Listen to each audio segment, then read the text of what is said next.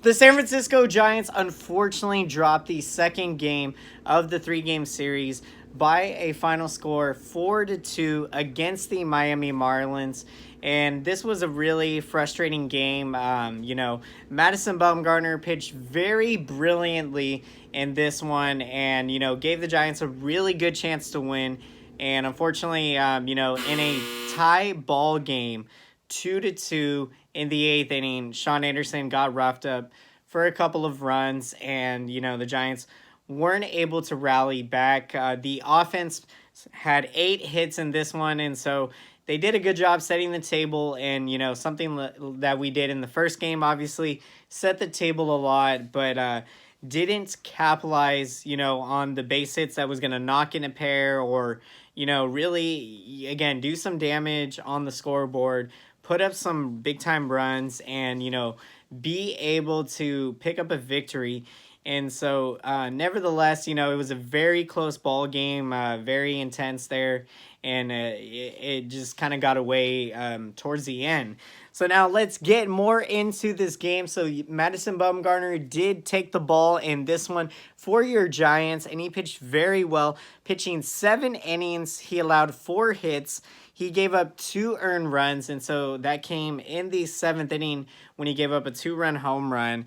He struck out 3, and then he is pitching with a 3.73 ERA now on this season. And even more impressive, guys, is that Madison Bumgarner is moving closer and closer to getting over that 200 inning plateau, and that would mark the 8th time in his career that he is going to have done that. And so really it is a testimony to the hard work he has put in, the grind that he has been on, and the pride he takes pitching deep into ball games, taking the ball every 5th day. I mean, this is a potential future Hall of Famer that we are getting the chance to see every 5th day, and it truly is something special and something to really appreciate. And we are definitely hopeful that Madison Bumgarner is going to sign a long-term extension in the offseason, but we will concern ourselves with that once we get there. So the Giants were opposing Robert Duggar in this game for the Marlins. He is a 24-year-old right-hander. He went 6 1/3 innings, allowing 5 hits, gave up 2 earned runs, 2 walks, and 3 strikeouts. And so now let's get into the scoring of how this game played out. So in the top of the 7th inning, of course, the Marlins would get on the board against Bumgarner on a Jorge Alfaro 2-run home run. It was his 15th of the season. That gave the Marlins a 2-0 lead. In the bottom of the 7th inning, however, Donovan Solano would knock a 2-run triple to tie the game up at 2. And so now you're having lots of excitement, lots of energy going around in the ballpark, and you're feeling really good. But as we went to that top of the 8th inning, of course, Sean Anderson, who has been pitching very well of late, he did get roughed up for a couple of runs. So Miguel Rojas knocked an RBI double to make it 3-2 Marlins, and then Lewis Brinston knocked an RBI single, which made it 4-2 Marlins.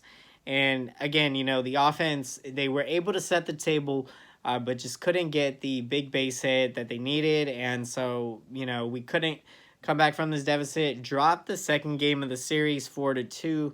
But the good news, guys, is that with a win in the finale of the series, we potentially can win this series. So you always, the old saying, look at the glass half full rather than half empty. And so really, mind over matter, all about perspective. Those are really important frames of mind to think from. So let's get into the offensive hitting statistics of this game for your San Francisco Giants. Brandon Belt, he goes 1 for 3 in this one and picks up a walk, so gets on base twice. He is hitting .235 on the season. Brandon Crawford going 2 for 3 in this one. He scores a run and gets a walk, so gets on base 3 times. Crawford now hitting .230 on the season. Mauricio Dubon, what a game, guys, for him. 3 hits and 4 at-bats. he scores a run as well and is hitting very impressive 288 on his rookie season. Donovan Solano, of course, that huge pinch hit, 2-run triple in the bottom of the 7th inning, which tied the ball game up at then 2-2. So he goes 1 for 1 in this one. Solano, 2 RBIs on the triple, and is hitting 333. And that is not a small sample size. I mean, that technically it is, but he's definitely got at least over 200 plus at bats. So it's been very impressive what we've seen out of Solano, and he really has, proved his worth and his value. And so that's been a lot of fun to watch.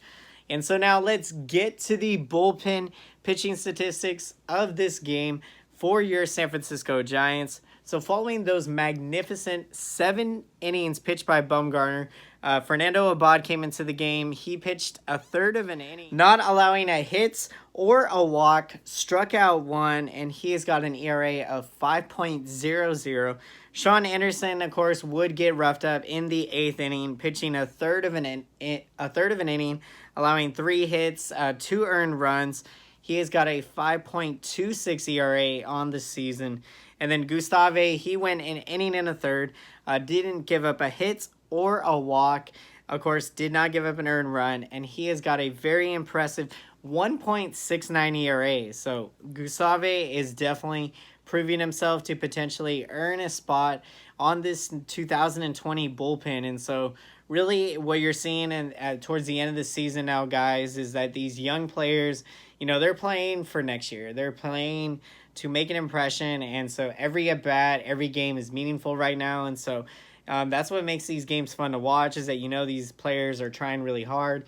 And as fans, you root, you like stories, you like where these players came from, battling adversity, and everyone likes a good story because you write the pen of your own story. So always remember, you control your own destiny, not people's mind frame of where you can go in life, essentially. And so now let's look ahead to the future, to the San Francisco Giants. Next game, the finale of the 3-game series. The Giants will have an opportunity to win this series from the Marlins, and they are going to be sending Johnny Cueto out. And we just saw him recently, guys, make his season debut, his last start, and it was very excellent. He was very economical with his pitches. I think he threw about 70 or so, got through 5 shutout innings. And so it was very impressive work. So he's going to be opposing Eliezer Hernandez of the Miami Marlins. And so, guys, if you made it all the way through to the end of the video, be sure to smash that like button and smash the subscriber button and bell button if you haven't done so already.